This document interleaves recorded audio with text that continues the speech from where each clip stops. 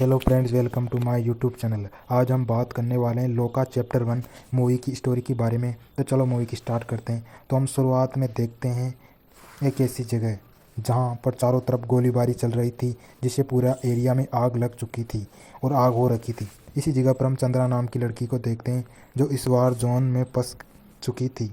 वह काफ़ी ज़्यादा घबराई हुई थी और तभी चंद्रा प्रकाश नाम के आदमी के पास कॉल करती हैं। प्रकाश ने जब कॉल उठाया तो उससे सिर्फ चंद्रा से एक ही बात पूछती, क्या वह तुम्हें मिल गया? जिस पर चंद्रा ने कहा, हाँ वह मुझे मिल चुका है। तब प्रकाश चंद्रा से कहता है कि जो चीज़ तुम्हारे पास है उसे संभाल कर रखना, क्योंकि वह चीज़ बहुत ज़्यादा ज़रूरी है।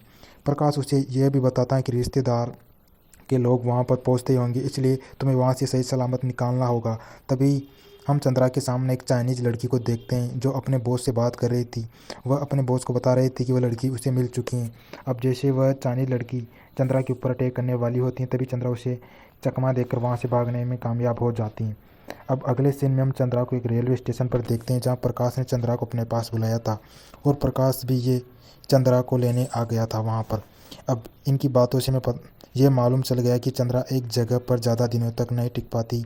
इसके बाद वह रात को ही एक ऐसी जगह जाते हैं जहाँ पर चंद्रा के लिए नया पहचान पत्र, नया आधार कार्ड और नया पासवर्ड बनाया जाता है। तो अब चंद्रा को जिस चीज़ की भी ज़रूरत पड़ेगी उसकी पूर्ति करने के लिए कुमार नाम के एक आदमी हैं, और वह चंद्रा के लिए 24 घंटे के लिए अवेलेबल है रहेगा, जो चंद्रा के लिए काम करेगा। तो अब चंद्रा को एक रेंट पर हाउस दिला दिया जाता है, जहाँ पहुँचने के बाद चंद्रा उस घर की साफ़ सफाई करती हैं और सारी खिड़कियों पर अखबार लगा देती हैं।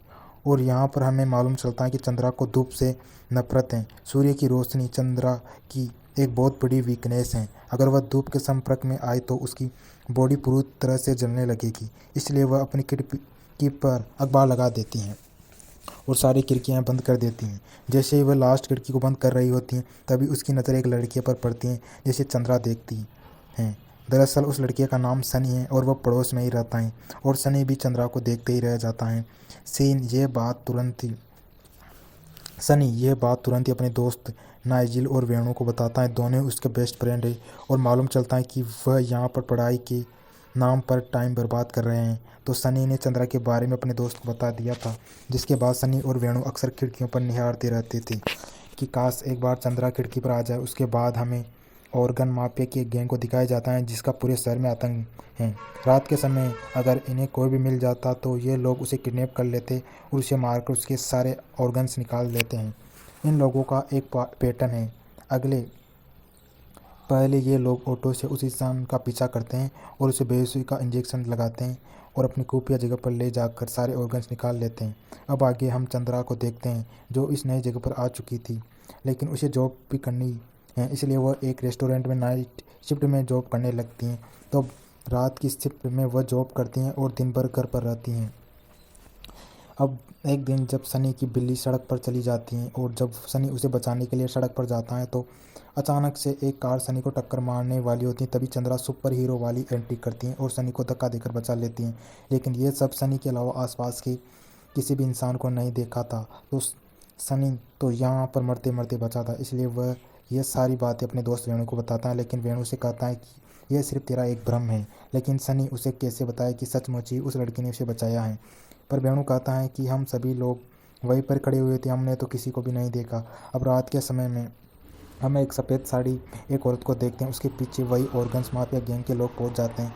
वह उसे उठाने वाले होते हैं। तभी वहां पर एक पुलिस वाला आ जाता है, जिसका नाम नचियप्पा है। लेकिन नचियप्पा उन गैंग के लोगों से कुछ नहीं कहता, बल्कि वह उसे यहाँ उस औरत से ही कहने लगता है कि यहाँ पर रहना तुम्हारे लिए सेफ नहीं, इसलिए रात को यहाँ पर मत घुमा करो।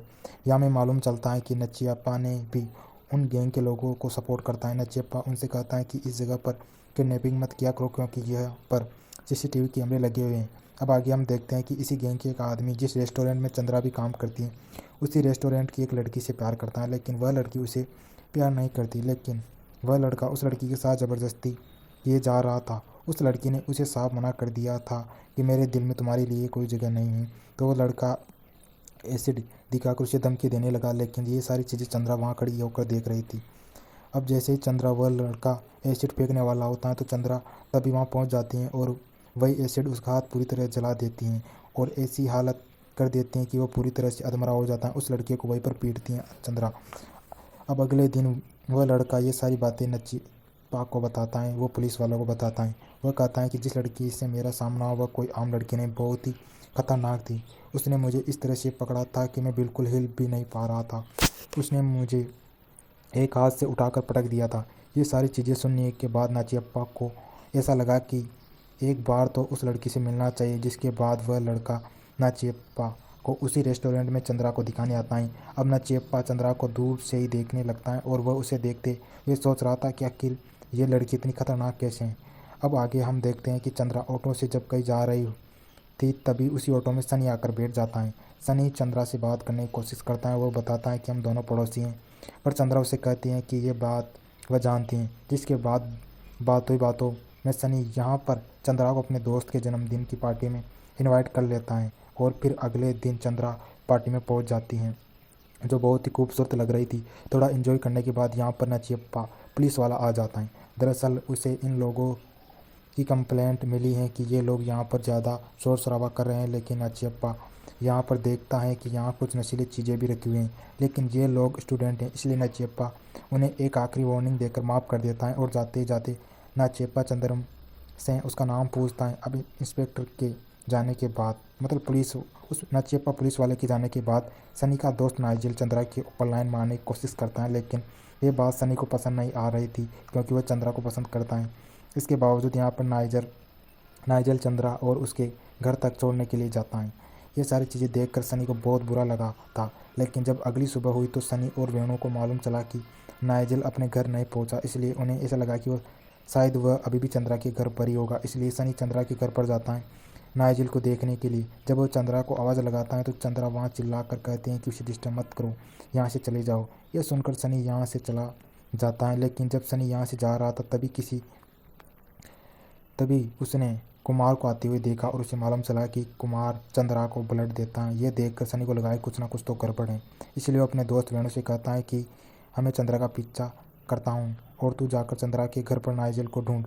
तो वह लोग ऐसा ही करते हैं। नाइजेल तो वापस आ चुका था, लेकिन सनी अभी भी चंद्रा का पीछा कर रहा था कि तभी हम उसी ऑर्गन माफिया गैंग को देख पाते हैं, जो कि चंद्रा को अकेला आता हुआ देखते हैं। और जैसे ही चंद्रा उनके पास पहुँचते थे उन लोगों ने चंद्रा को एक बेहोशी का इंजेक्शन लगा दिया, जिसकी वजह से बेहोश हो गई चंद्रा।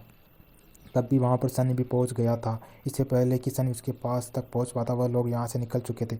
अब सनी उनका पीछा करने लगता है। अब हम आगे देखते हैं कि यह लोग चंद्रा को एक सुनसान जगह पर ले गए थे, लेकिन जैसे ही चंद्रा की आँख खुली तो चंद्रा यहाँ पर उन सभी को बहुत ही बुरी तरह से पीटने लगती हैं और चंद्रा अपने बड़े बड़े दांतों से उन सभी को काट रही थी, जिससे हमें मालूम चलता है कि चंद्रा के अंदर वेम्पायर वाली पावर है, मतलब सुपर वाली पावर है। उन सभी को मारने के बाद सनी भी यहाँ पर पहुँच गया था और जब उसने चंद्रा को देखा तो सनी तो यहाँ पर बेहोश होकर गिर गया था।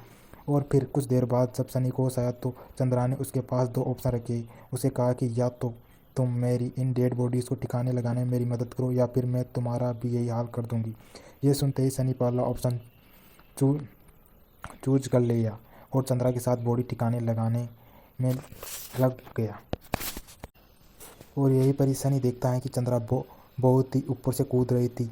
यहाँ पर सनी को मालूम चला कि चंद्रा एक वेम्पायर है। और अब आगे हम देखते हैं कि एक डॉक्टर अपनी पोती को ये कहानी सुना रहा था। ये बताता है कि हज़ारों साल पहले की बात है, जब एक राजा हमेशा एक मंदिर जाता था और वहाँ पर एक काली देवी की पूजा करता था, लेकिन उस मंदिर में किसी को भी जाना अलाउड नहीं था। वहाँ कुछ बच्चे भी थे जो हर रोज़ उस मंदिर को देखते और राजा को वहाँ आता हुआ भी।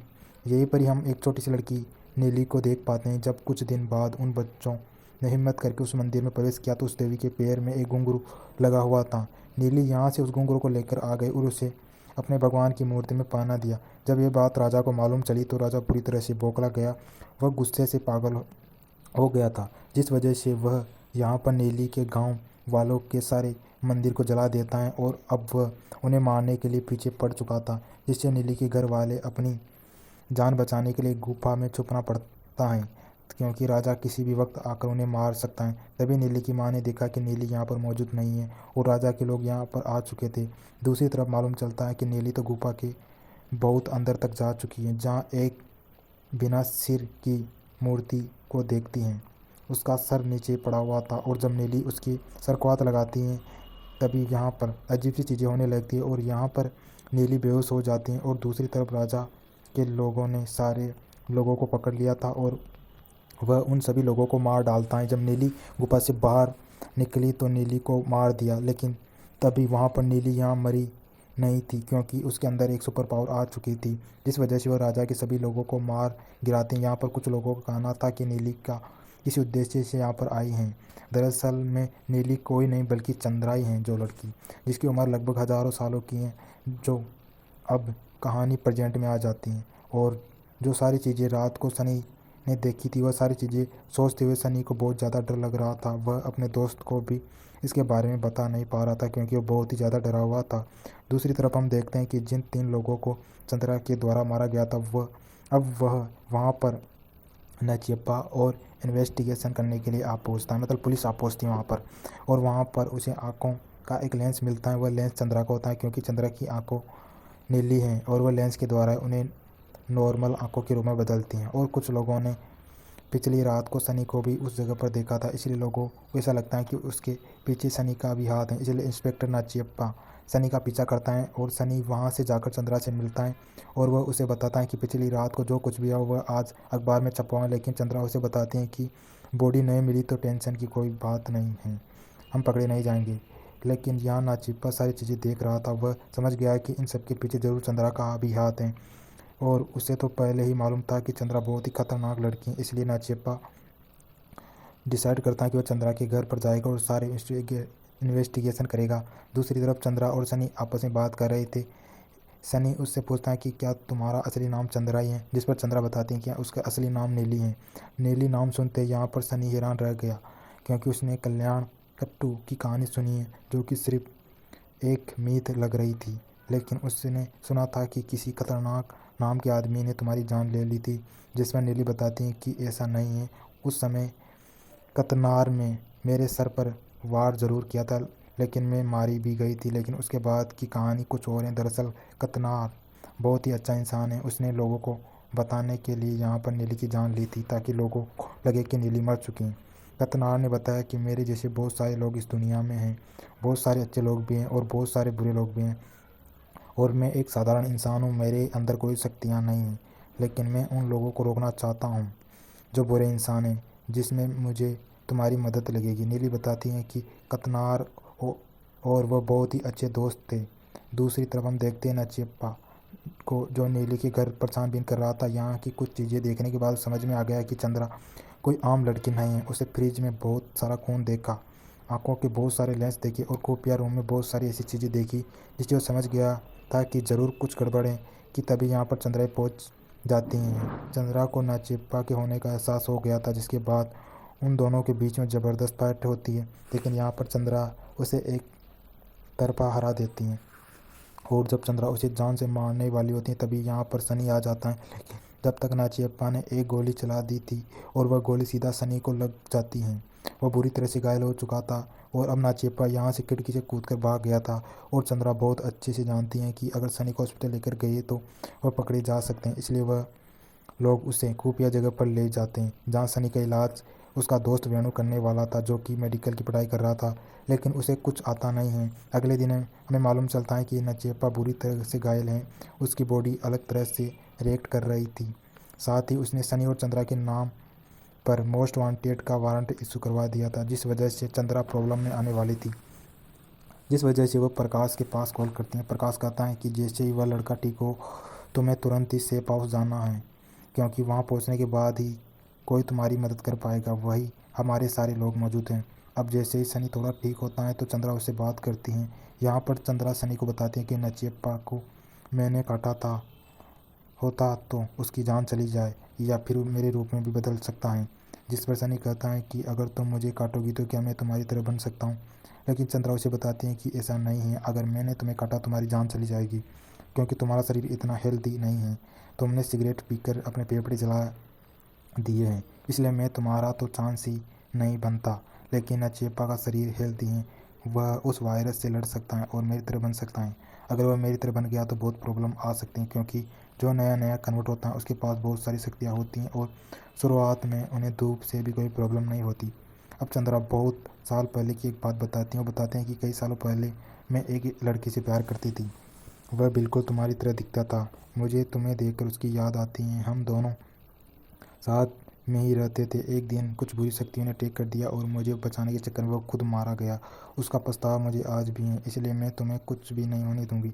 अब अगले दिन हम देखते हैं कि सनी और चंद्रा के बारे में कुछ पुलिस वालों को मालूम चला कि वहाँ यहाँ पहुंचकर चंद्रा के सर पर गोली मार देते हैं, जिससे कि उसकी बहुत ही बुरी तरह मौत हो जाती है। तभी यहाँ पर एंट्री होती है एक नए करेक्टर की, जिनका नाम है टोबिनो थॉमस के रूप में। टोबिनो यहाँ पर पुलिस वालों को सुपर हीरो ऐसा भ्रम पैदा करता है जिससे वह पुलिस वाले उसे ढूंढ ही नहीं पाते, और टोबिनो इन सभी लोगों को सेफ हाउस ले जाता है। लेकिन उनको जाता हुआ यहाँ पर नचियप्पा ने देख लिया था। जब वह सेफ हाउस पहुँचा तो यहाँ गरुड़ा फाइनर्स जो एक स्क्वाड है, वह चंद्रा और उनके लोगों पर अटैक कर देती हैं। और अब टोबिनो यहाँ से जा चुका था, लेकिन अब रात हो चुकी थी, जिस वजह से यहाँ पर इन सभी लोगों को चंद्रा अकेली संभाल लेती हैं और उन सभी लोगों को बुरी तरह पीटती हैं। हालांकि चंद्रा यहाँ पर उन्हें मारती नहीं, बल्कि उनके पास एक ऐसी गन थी जिससे कि वह सबको बेहोश करती जा रही थी।